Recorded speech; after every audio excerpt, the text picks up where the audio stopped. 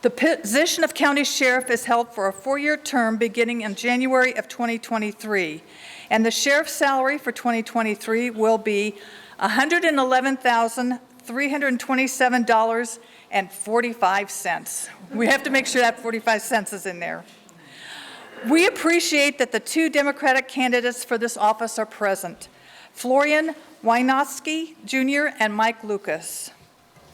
To provide the most time to hear from the candidates and to provide a fair and equal opportunity to answer questions important to you and this community, I will review the format, time, and terms for this forum. This has also been reviewed with the candidates.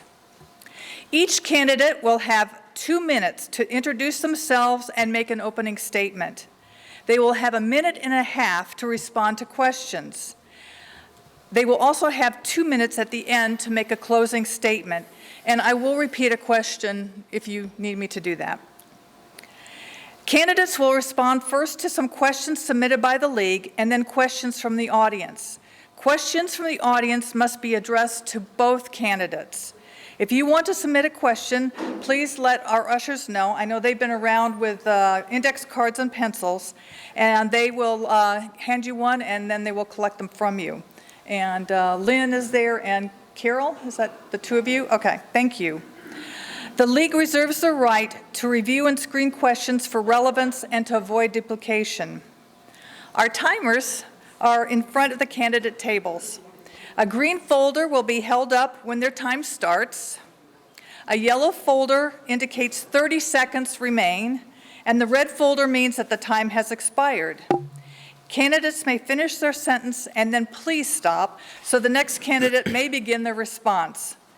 Candidates are asked to keep their remarks germane to the questions and fair to all participants.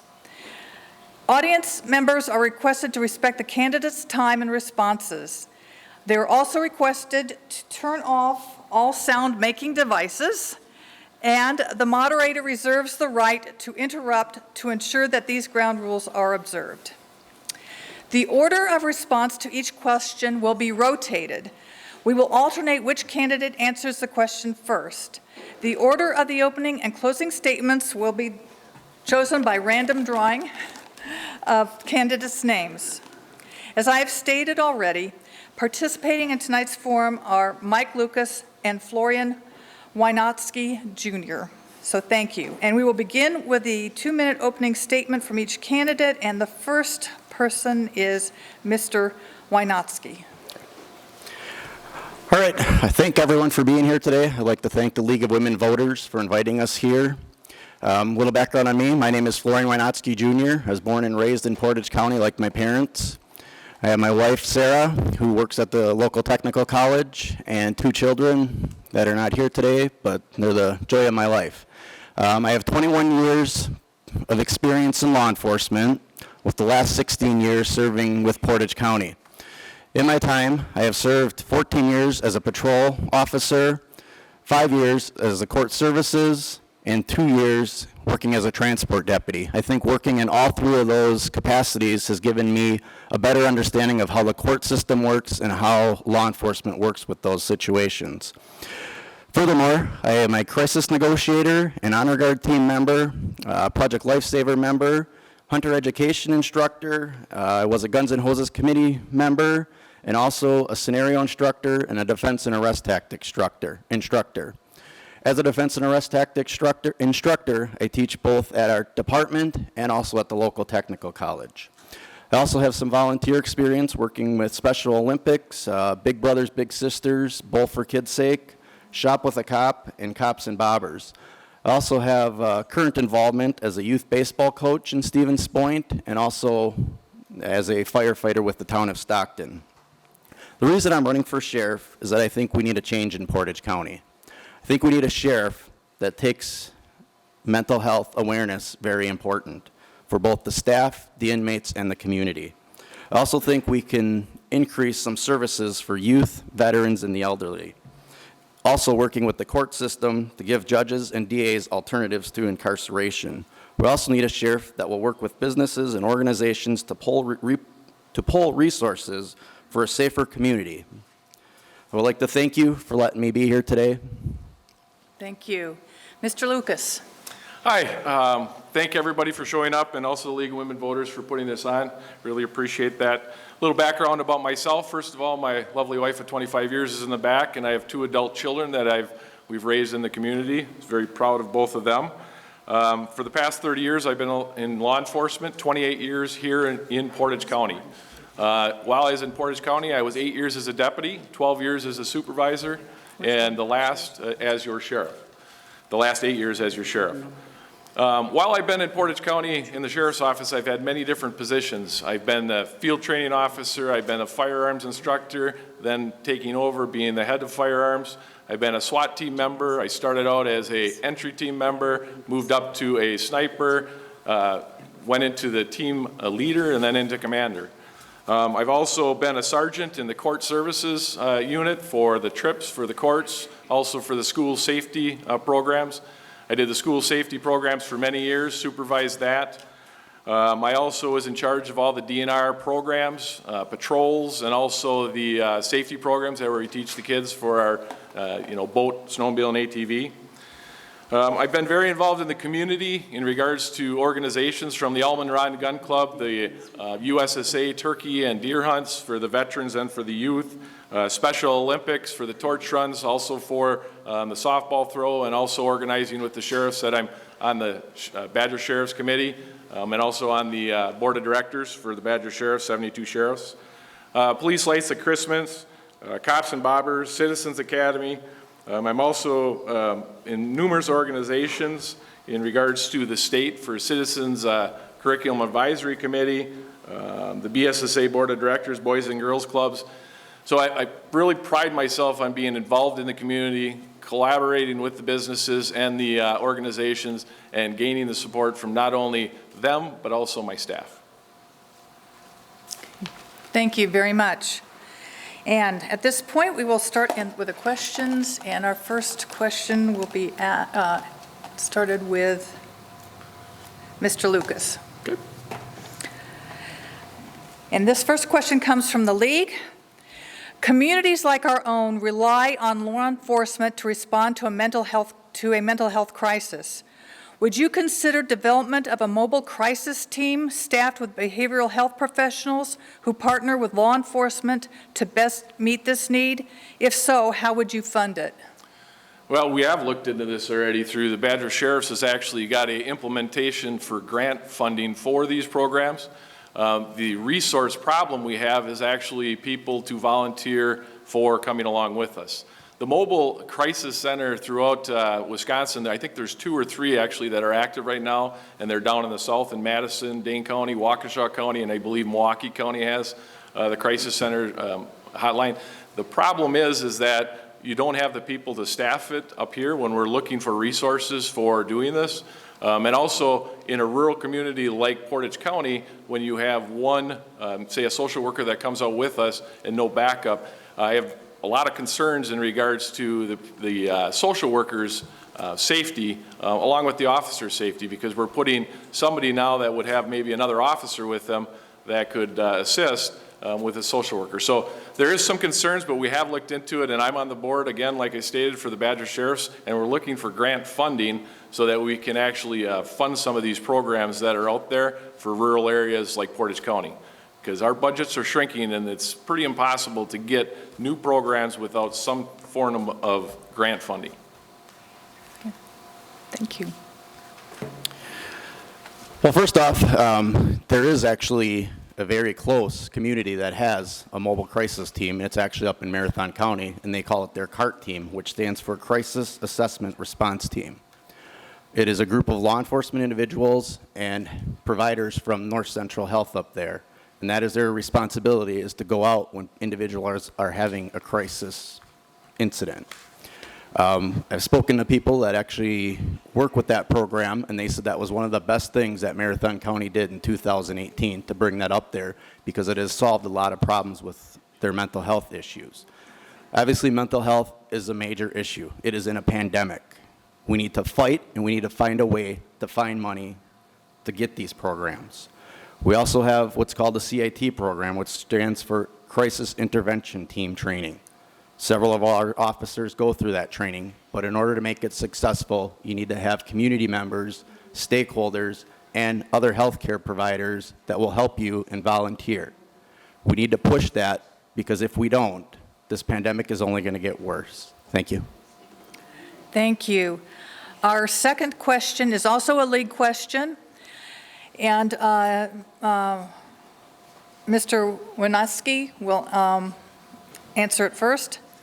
Gun safety is a major topic of discussion. What are your thoughts on gun safety reform where it applies to making both your job and our community safer? Obviously, gun safety is important. I think we have a lot to do with some of the background checks. I think we can do a little bit more with that, making the forms a little bit more easier for people to access, but we also need to work on some of the mental health stuff. I mean, I'm not saying just because someone has a mental health crisis that we take their gun away from them forever, but there are incidents where we do need to take it for a while. The other problem we have is that we don't educate people enough or train people enough. I think if we want people to carry guns, they need to be educated and trained the way that law enforcement is. And I think we're not doing enough for that.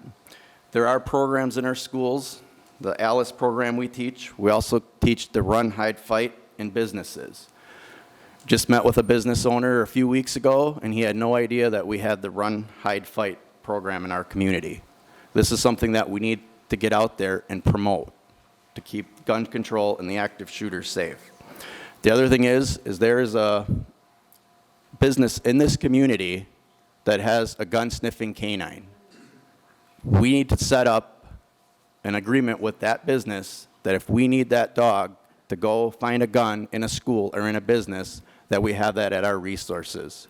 And that is some of the things we need to do with the gun laws and keeping the community safe with the gun control. Thank you. Thank you. Mr. Lucas. Can you repeat that one more, just the full question? Sure. Gun safety is a major topic of discussion. What are your thoughts on gun safety reform where it applies to making both your job and our community safer?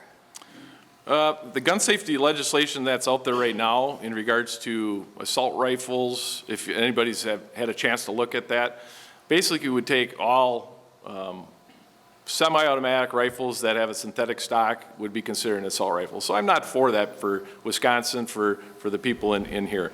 What I'm here for is for actual realistic things that we can do. Number one is the red flag law.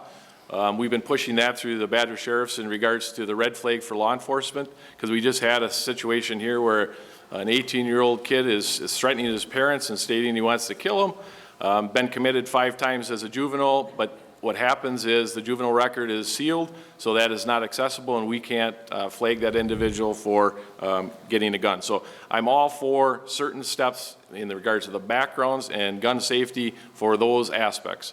I'm also for increasing the concealed carry classes. We do an excellent class for the concealed carry for people to understand the Castle Doctrine and all the rules and regulations and laws that go in regards to concealed carry. I think we need to expand that for people to get it instead of just getting a hunter safety certificate or something like that that can get a concealed carry. I love the training. I think it's a well-needed thing for people. So I look forward to any gun legislation that the legislators bring up that we can look at and see if it would be feasible for Wisconsin. Okay. Thank you. The next question comes from the audience, and we'll start with Mr. Lucas first. What is your position on the concept of a constitutional sheriff, i.e., that the sheriff is not obligated to enforce any laws not found in the U.S. Constitution? Well, it is a constitutional, the sheriff is a constitutional office, and when I take that pledge, and for the last 8 years I've been your sheriff, the constitutional sheriff. When it comes down to enforcing, we are law and order, so we enforce legal laws that are put on the books. That is not for me to determine, that is for the attorneys and the state to determine in regards to legal constitutional laws. We do have lawyers in the Badger Sheriffs that review things, especially during the COVID pandemic. There were certain things in regards to, the governor's orders, and after that, if orders were legal, and you saw my letter that came out after that, it wasn't a law enforcement function after the first legal order by the governor. That is what we look at in regards to what is constitutionally legal order, and we enforce all those that are on the books in regards to lawful orders. Okay, Mr. Wojnowski. I agree that we are constitutional sheriffs when you are a sheriff. I think where we differ is, my opinion is we take an oath to both serve the federal laws, state laws, and local laws. And when we take that oath, we have to protect all of them and serve all of those laws, not just one law. As deputies do, they take the same oath where they're supposed to serve the same laws. So my opinion is that we are a constitutional sheriff, but in reality, we have to serve that law as well as all the other laws that are out there. Thank you. Okay, thank you. Our next question is also a league question, and we'll start with Mr. Wojnowski. Do you have a position regarding the courthouse and jail location as that project develops? Yes, I believe the courthouse needs to stay where it is. We have a lot of resources around there as far as buildings. We own the property around there, and I think it would be financially irresponsible to move those services. There's also other services around there that people can get jobs. There's counseling counseling offices there and medical facilities and that. So I think the position for me is that it needs to stay where it is. If we build the courthouse downtown, I think what we can do is we can expand our jail there too. We have the building there right now that we can make use of. We can make that into our new sheriff's office, add another wing on there to have a new jail that is safer for our inmates and for the corrections officers. So my position on it is that it stays downtown because it wouldn't be financially right to take it somewhere else. Thank you. Thank you. Mr. Lucas. This is a good question, because 8 years ago I thought we could remodel the jail. And looking at that with BWDR and venture architects that came in, we figured out it was $26 million to remodel that building, and you get no space, no increased jail beds, which is a waste of money. And I also now have, we talked about the downtown build and outside build. There's a road diet thing going on in regards to 2 lanes to 4 lanes, and that affects our flow of our officers going in and out of town. So I've never taken a stance in regards to downtown or outside, but that would make me take a stance in regards to if they change that to 2 lanes from all the way Business 51 down to HH, that would be detrimental for our officers traveling that roadway. In regards to fiscal impact, an outside build is going to be cheaper.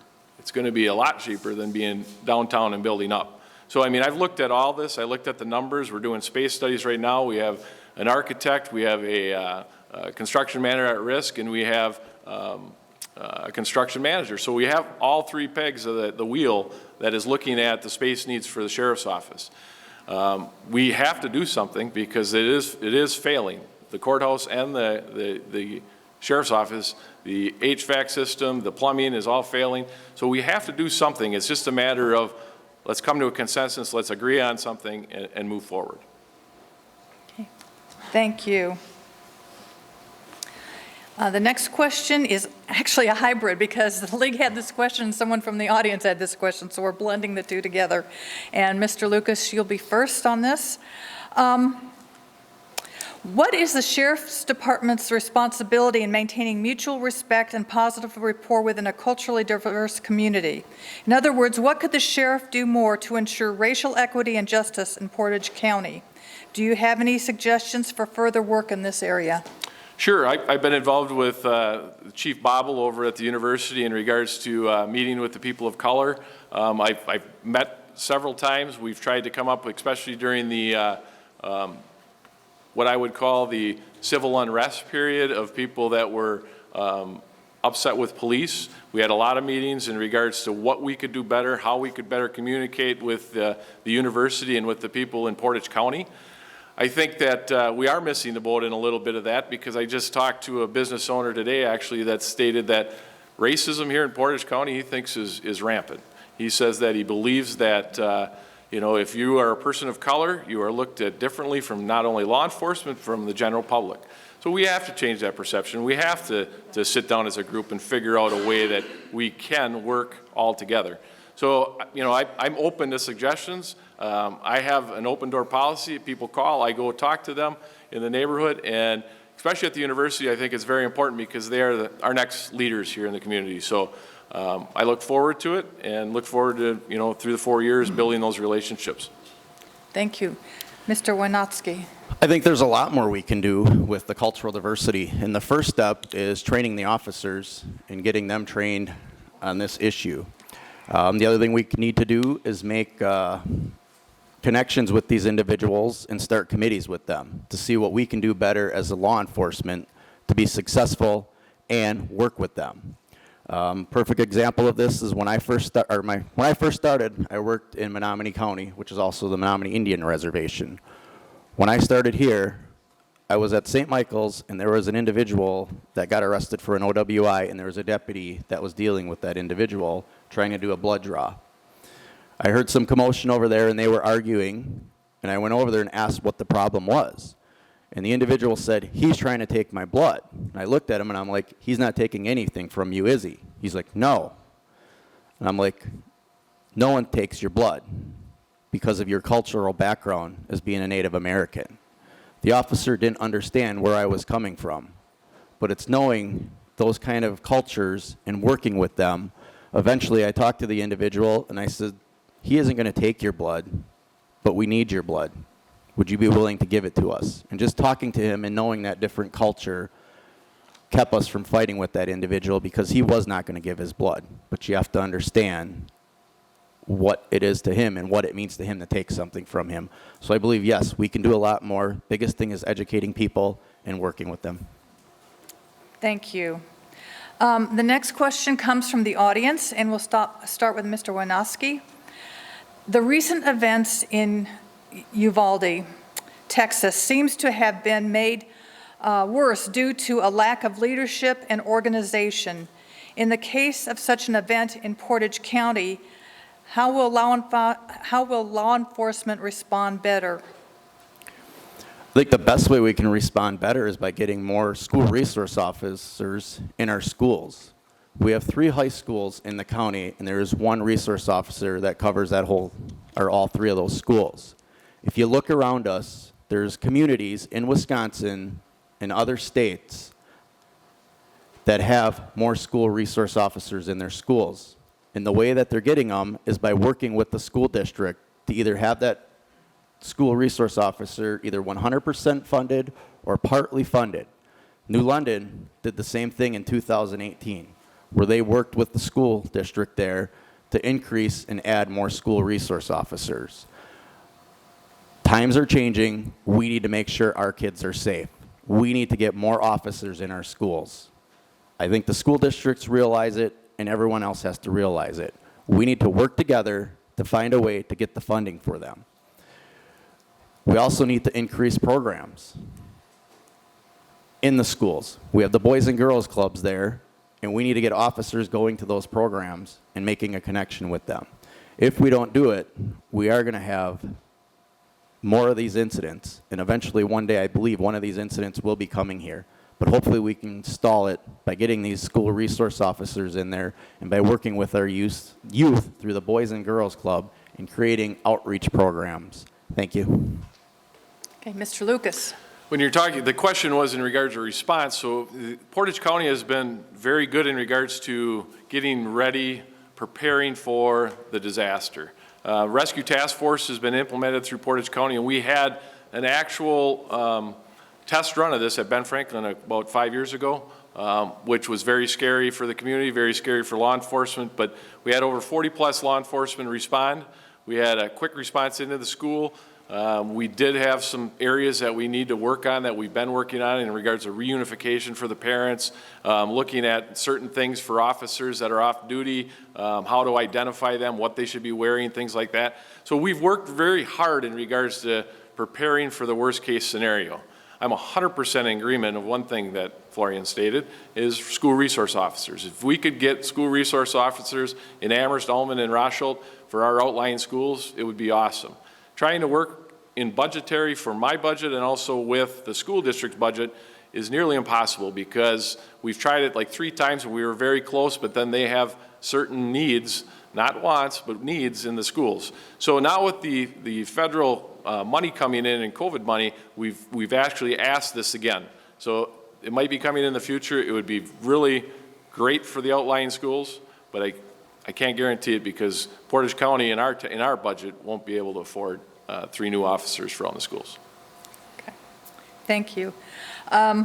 Which is a nice transition into the next question, actually, and we'll start with Mr. Lucas. How is the Sheriff's Department funded? With rising costs, what steps could be taken to secure resources to continue to provide law enforcement services to the community?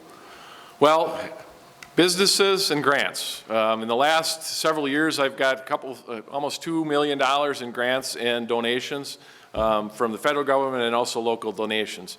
For example, Ronkind Community Foundation, I don't know if you've read that. I wrote a grant for $616,000. We got that awarded. We're going to be getting all body cameras and in-car cameras for not only the officers, but for our corrections.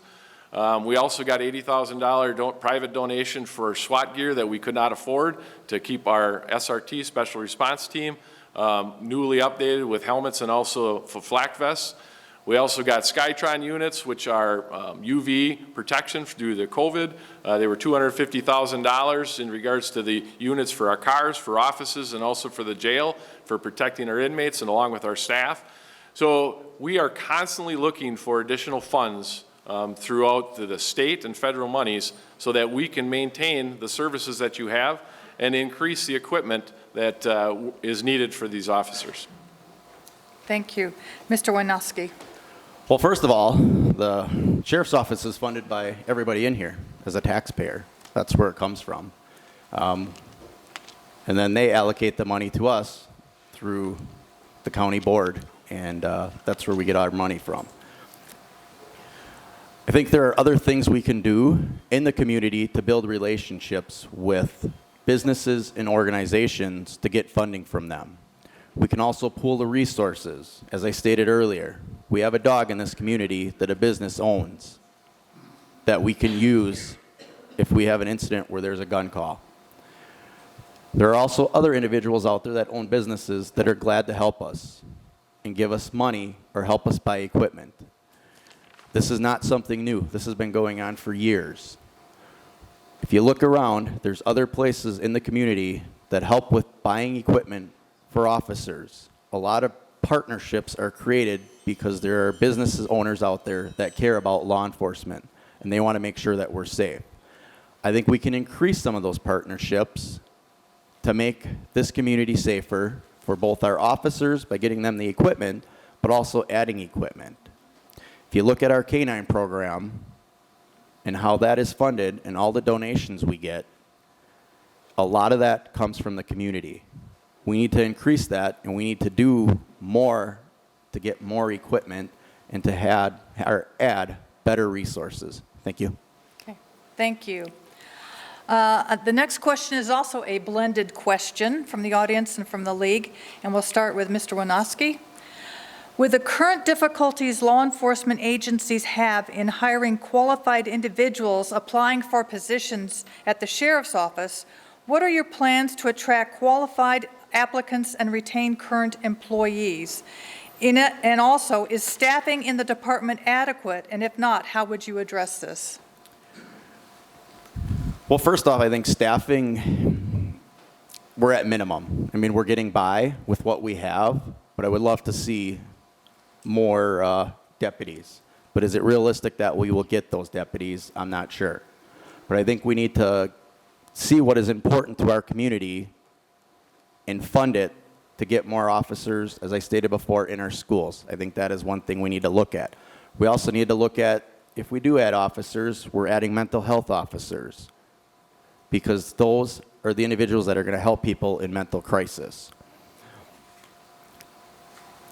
There are also other things that we can do to attract individuals to apply by us. We can do recruitment videos. We can encourage people to come in and get to know the Sheriff's Office, get to come in, do sit-alongs, do ride-alongs. We need to also team up with the local high schools and with the colleges and work with these individuals to let them know we're there and that we need those individuals to come in and see what we can do for them and if we can work at getting a position for them. By building these relationships, you're going to attract people. The other thing I think we need to work on is the morale of the department. I think we need to increase that, and I think we need to stop some of the micromanaging. We have good individuals at the department, but unfortunately, I don't think they get to lead to their full potential. Thank you. Thank you. Mr. Lucas. In regards to the staffing, we're in a crisis in our communications center. I'm not going to lie. We're 5 short. We've been talking about how we can increase that. We had emergency pay increase for communications and for corrections of about a $2 increase, which has drawn a lot of people now because we are comparables with our surrounding counties. In regards to the staffing media, I mean NRG, we're reaching out. We're reaching out to the tech schools. I'm sitting on the interview panels now so that we can get introduced sooner in the process for these people to apply for any of the sheriff's office jobs. We also are bringing in somebody to actually evaluate the sheriff's office and how what we can do better in regards to retention, and recruitment. So we're having a meeting this next Tuesday, and I'm going to work with the individual. He's working with surrounding counties in certain areas and has done a phenomenal job. So we're really excited to have somebody come in and have an outside person looking in and telling us how can we do things better. How can we, keep people, retain people, and draw people here to the sheriff's office? And in regards to the techs, again, we're very involved in the tech schools right now in regards to interview, getting the notices out for anybody that actually is going to be graduating. We're actually taking applications before they graduate now so that we can catch them before they find another job. All right, thank you. This next question comes from the audience, and we'll start with Mr. Lucas. It was mentioned that sheriff response times would be negatively impacted by reconstructing Business 51 to 2 lanes. My understanding is that the current recommendation is to go from 4 lanes to 3, with the center lane being a left turn only lane. There is precedence in this community with the Stanley Street reconstruction. Has the Sheriff's Department experienced a slowdown in response times when using Highway 66 Stanley Street to get to rural areas? Yes. And I talked about this in regards to going out on 66 in the rush hour during morning and afternoon and turning your lights on and seeing what people do. It's not a matter of training people, to be honest with you, because I don't know how you're going to go about training. It's a matter of people not knowing when a squad's coming right behind you, they stop in the lane of traffic, and then the oncoming coming at you are going in the middle lane, so you have nowhere to go or you're going to hit somebody head on. So it is very, it's a situation that I'm concerned about, and I believe that if this road diet goes the 2 lanes or 3 lanes for the whole duration, I think that is detrimental for our officers traveling on that. That to me is just in regards to the building downtown. I'm not saying anything else about the road diet. I just think for officer safety and for community safety, I think it would be detrimental for that location for the building then. Was there a second part to that question? Nope. Okay. It was just a long question. Okay. Mr. Winowski. First of all, I mean, if you look at the current situation with the way people drive, I think it isn't so much the road design. It's just people need to be educated on how to pull over for law enforcement. People just don't do it. As Mr. Lucas said, they just stop right in the middle of the road. We need to put public service announcement out there to tell people this is what you need to do, this is how you pull over. When I heard the situation about the design going to 3 lanes to 4 lanes, I will admit that was the first thing I thought, is that this was going to be an officer safety issue. So I did some research on it, and what I found was other communities that have switched to this actually seen it as a positive. They said the response was actually better once you educated the drivers on how to pull over. They says having that open lane in the middle is what they need to get their response vehicles through. If you go out on Highway 10, there's 4 lanes there and a middle there. People are pulling all over the place there. So it doesn't matter if it's a 4-lane or a 2-lane. The only way you're going to solve this problem is by making people responsible when they're driving and teaching them how to pull over for emergency vehicles. Thank you. Thank you. The next question is also an audience question, and Mr. Winoski first. How should the sheriff respond to people and groups who claim that the city and village law enforcement officers are not legitimate? And I'm not sure what that means, but that's the question. I guess I don't know how to answer that if I don't know what that means, but I guess what they're getting at is if they don't believe that the individual is a law enforcement officer. Obviously, there's forms or ways that you can do that. One is you can have them call our dispatch center to identify who they are. We also all carry identification on us. So those are some of the things that you can do. Call our dispatch center to identify who it is, check for their ID.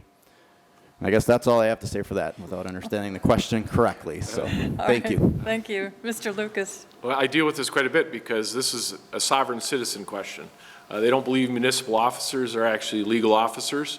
So when I took office, I did deputize all the city and the Plover officers and the UWSP so that they have that capability to show their deputy card that they are deputy sheriffs, because sovereign citizens don't believe that anybody besides the sheriffs are law enforcement. So that's where I think that question came from. So just so you're aware, because there are quite a few people out there that do not believe municipal officers have authority.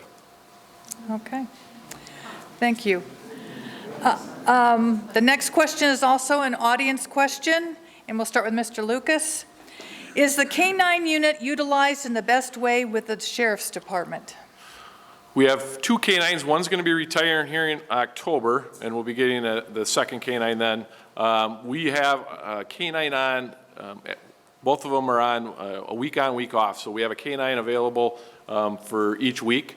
But we also have the municipal officers for Stevens Point that have K-9s for Plover and for Stevens Point. So we utilize them if our officer, say, is working days and we need one on nights. We'll utilize Stevens Point or Plover K-9 officer. And yeah, our K-9s are some of the best people in regards to the PR for our office. We just had one this afternoon. We had a lost girl. We were sending the K-9 down to go find it. Thank God we found her before. But our K-9s are very valuable. I read an article here, somebody posted that they're killer dogs. No, we get dogs that we can bring in the schools, the kids can pet, but they're also for protection for the officer. They're also for tracking, for drugs, and items like that. So they're very valuable, and they're used a lot here in Portage County. Thank you. Mr. Winoski. I think we have a good K-9 program here, probably one of the best programs in the state. And when I say that, I mean this area in Portage County and the surrounding counties. Our program has gone above and beyond, I think, what it needs to. And we have increased what we have in our community with those individuals. I mean, it is a great group of K-9 handlers that we have around here. I think we do use them to the best of our ability, and they are being utilized. I mean, I think getting them in the schools, getting them in the communities is great. I think when we need them, they're there for us. But I think there are some other things we could do as far as that K-9 unit goes by adding some of the other K-9s that are in our community, like the gun-sniffing dog that this business owns.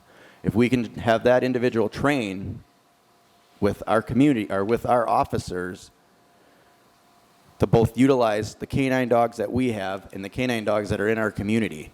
The individuals that are having having the dogs in the communities are former K-9 handlers. These are people with law enforcement experience that have the training and pretty much the same training that all law enforcement officers have that are handling K-9s. So I think we are utilizing it, but we could do more with it by involving the community with some of the other K-9s in our community and within the state of Wisconsin. Thank you. Thank you. And this is the last question that I have. Table, you got anything? Okay. Okay. Well, then I'll go with this one in case there is one more. Okay. And we'll start with Mr. Winoski. What are the 2 greatest concerns for law enforcement in our county, and how would you address these concerns? I think the first concern is mental health. We're in a pandemic. We need to do something about it. And how we address it is by getting everyone trained in CIT, from our corrections officers through our communications technicians, as well as our deputies. We also need to work with the community to get partnerships with them so we can be a successful CIT program, because it cannot survive and it cannot work unless you have all those other individuals involved in the community. The other thing I think we face is we have a drug and overdose epidemic in our community. We need to get a hold, or we need to work to get rid of that epidemic. And I think the way we do it is by working with the community to create programs in our jail to get people the help they need so they don't keep using over and over again. The biggest concern I hear from people when they're getting released from jail and why they relapse is because they don't have a support system. We need to work on that support system by getting them jobs and having housing and services available for them when they are getting out of jail. The other thing we need to work with is the court system. We need to improve our drug court. We need to work with the DA, with the judges, and improve that so we can train them and educate them so we can have a successful program, because all we're doing is letting people fail if we don't. Thank you. Thank you. Mr. Lucas. The two main concerns I always hear are drugs and personal safety in the community. When we're talking and people are asking for, what can we do about the drugs and personal safety? Central Wisconsin Drug Task Force we have for the drug work, and I've requested more drug officers, but I've also went to the legislators trying to get rehab facilities here in Central Wisconsin. Because I don't know if you realize, but for mental health or drug and alcohol treatment, there is a wait time of sometimes several weeks to months to get in for these facilities. So that does no good when somebody's actually made that decision that they want to get that help. So we need to work with our legislators in the state to get what they promised in regards to the regional treatment centers for mental health and for the drugs. So I have a strong belief that the legislation here in the near future will be doing something throughout the state of Wisconsin for these regional facilities. So that's one thing. The personal safety, this last year I was able to get the second community officer. The old regime got rid of both community officers. We got those back, and we were back in full swing, started this year. We are implementing these officers to go out in the community and also start with the personal safety for businesses in regards to the Run, Hide, Fight, and all these programs that were alleviated for many years. So I'm very excited because I have two excellent officers that are doing this right now, and we are going to ramp this up for the personal safety. All right, thank you. And now I think this is the last question, so thank you. And Mr. Lucas first. Are you aware of any white supremacy groups in our area, and do you have any interactions with them? Yes and yes. I deal with a lot of groups. There's 5 different organizations in this county that I've actually have meetings with and talked to. And the reason why I have dialogue with all of them, because I want to know what is going on so that if there's a problem. During the civil unrest, we had 5 groups that came into Portage County, and unbeknownst to you, throughout these protests and rallies, we had 5 different counties officers here to making sure that everybody here in this room, along with the officers that are in this room, were safe during those protests and those demonstrations. Because if you didn't see, we had both parties carrying long guns, and it was a recipe that could have exploded very quickly. But we were able to diffuse these situations by having the dialogue with each of these groups. So yes, I will continue to have dialogue because I want to make sure that I understand where they're coming from in regards to what we can do to make sure that they, along with us, are safe. Okay, thank you. Mr. Winofsky. I guess I'm not aware of any white supremacist groups in our community. There may be here, but I guess I don't know any of them. In my capacity at the sheriff's office, I'm not the one that would be dealing with them. That would be our upper management staff. So I guess I wouldn't have any interaction with them. I guess the only way I would have interaction with them is if I was part of their group, but obviously I'm not. So I guess I don't have any other answer for that. Thank you. Thank you.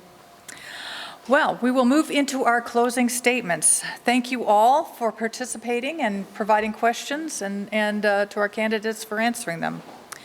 The closing statement is an opportunity for the candidates to comment on topics not covered in the questions, and the order of closing statements will be again chosen by random drawing, and each candidate will have 2 minutes to present a closing statement. So here we go. Okay. Mr. Winoski, you get the first go at the closing statement. As I stated earlier, I grew up in Portage County. It was always my goal when I started law enforcement to come back to the county here and work where I grew up. My goal is to make sure every citizen, every kid in this community is safe. We have a long tradition of some great leaders in our sheriff's office and some great sheriffs. I want to continue that tradition in Portage County. I think we need to do more for the community, though. And some of those things are with mental health. We need to make more awareness of it. We also need to address this drug epidemic. We also need to build relationships with community members, businesses, and other organizations so we can utilize resources between both of us with the shrinking budgets to get better services for the community and to keep it safer. As I stated before, I want to get school resource officers in our county schools. We need one in each high school. That is a huge thing for me. We need to make sure our kids are safe. I have the endorsements of the former sheriff, or retired Sheriff John Charowitz, and 3 retired captains, John Keener, Dale Oakry, and Mike Baumhofer. These individuals are some great people that have done some great things with the sheriff's office. And I want to continue to lead the way that they did and the former sheriffs led. Now is the time for some change. We need to change what we are doing at the sheriff's office with the things I stated before. I think if you look at my education, my experience, my community involvement, my dedication, my integrity, my honesty, my fairness, and my desire and my ability to work with all individuals and businesses in this community, I would ask for your support on August 9th and vote Winoski for sheriff. Thank you. Thank you. Mr. Lucas. Thank you. I mean, I agree. I would love to get all these programs, but I think the county board members that are out here that I see are wondering, how are we going to fund these?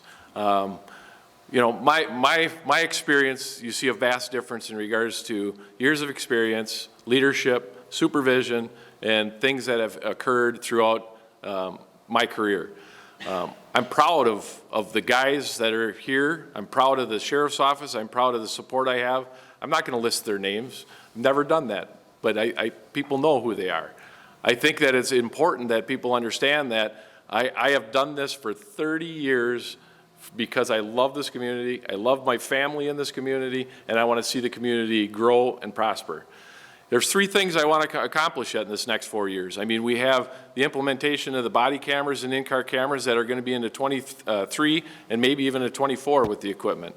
You know, there's a space study that's going on right now in regards to figuring out what we're going to do to move forward here in Portage County for the next 30 years, because we have to do something. The other thing is the supervision in the communication center. I got the 3rd person, but I need the 4th person for 24-hour supervision. I'm working very diligent on that so that we can have that supervision, so we can get the people in there and retention in there. Those are things that I'm really working diligent on in the next couple years so that we can improve the quality for our officers, for the staff, and our 5 divisions. You know, this is an $18 million budget in regards to what we're dealing with.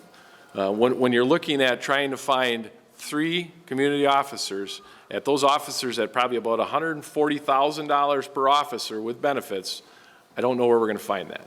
We can work with the schools, but the county board is not going to approve 3 officers for my staff. I can guarantee it. So I look forward to the next 4 years. I look forward to your support. Again, this will be my 3rd term, and I would welcome your support and your vote on August 9th. Thank you. Thank you. Thank you to the candidates for the time and energy they have invested in running for the office of Portage County Sheriff and for participating in this forum. Please feel free to stay and talk with constituents afterwards. On the August 9th primary ballot, it is a long one if you haven't seen it already. Portage County voters will also be voting for many other offices, including the statewide offices of Governor, Lieutenant Governor, Attorney General, Secretary of State, State Treasurer, U.S. Senator, and Representative in Congressional District 3. The Portage County Circuit Court Clerk candidates will also be on the ballot. And depending on where you live in Portage County, there are 3 legislative districts that will be represented. 70, 71, and 72 will all be on the ballot, depending on where you live. The District 71 Republican ballot has 2 candidates. And I will say we had tried to have a forum tonight for those 2 gentlemen. We have an empty seat policy. If one of the candidates cannot make it, we do not hold a forum because it's not fair to the other candidate if they cannot be here. And one of the candidates had planned a vacation with his family way back in March, and he wanted to take the vacation with his family. So what we did then is work with the Portage County Gazette, and we are sent questions to the 2 candidates, and in the July 29th issue of the Portage County Gazette, they will have those answers from the candidates Robert Glasinski and Scott Soik. So you can be looking for information about those candidates at that time. MyVoteWisconsin.gov and Vote411.org also provides information about the August 9th elections and the voting process. League contact information, including our website, email, and mailing address, is available at the League table here if you want more information about our organization and also about voting. This concludes the forum for the Portage County Sheriff. Thank you, candidates and the audience, for your participation and attention. We also want to thank John Quirk and Seth Hendricks back there, who taped and will replay the forums at the site stevenspoint.com/YouTube. These broadcasts are appreciated service to the Portage County area residents. And I want to also thank the League members who are here tonight working, who volunteered in various roles to make this happen. We couldn't have done it without them. And we want to thank the Portage County Library and the staff for their assistance and for the use of this venue. The League believes that when you vote, you are participating in one of the most basic and important responsibilities you have as a citizen. When you vote, you are empowering your political voice. So please remember to vote on August 9th. Your vote does count. And now let us show our appreciation to the candidates.